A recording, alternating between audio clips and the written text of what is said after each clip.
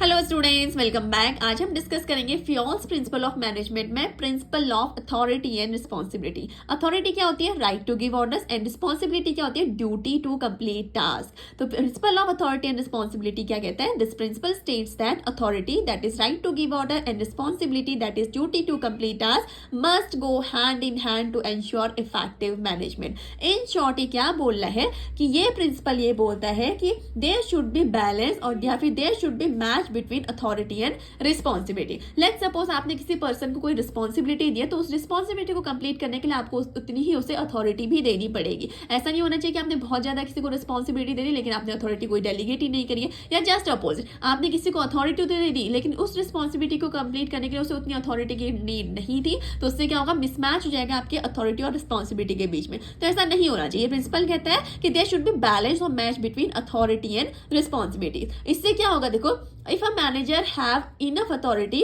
तो उससे क्या होगा? वो अपनी असाइंड रिस्पॉन्सिबिलिटीज को इफेक्टिवली परफॉर्म कर पाएगा। ठीक है, next one is avoiding abuse of authority.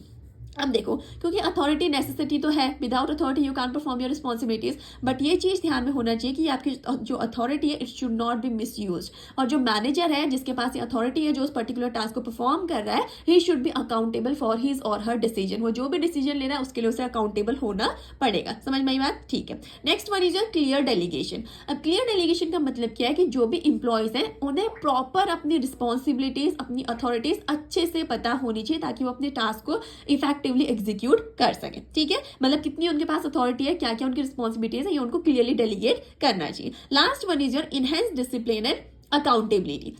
Okay, अब जब क्या होता है आपकी जो अथॉरिटी है, आपकी जो रिस्पॉन्सिबिलिटीज है, जब वो बैलेंस होती है ना, तो क्या होता है उसमें जो इंप्लॉयज हैं, जो भी आपके मैनेजर है, वो ज्यादा डिसिप्लिन होते हैं, वो ज्यादा अकाउंटेबल होते हैं towards their work. So it enhances the discipline and accountability as well among the employees. Is that clear? Okay.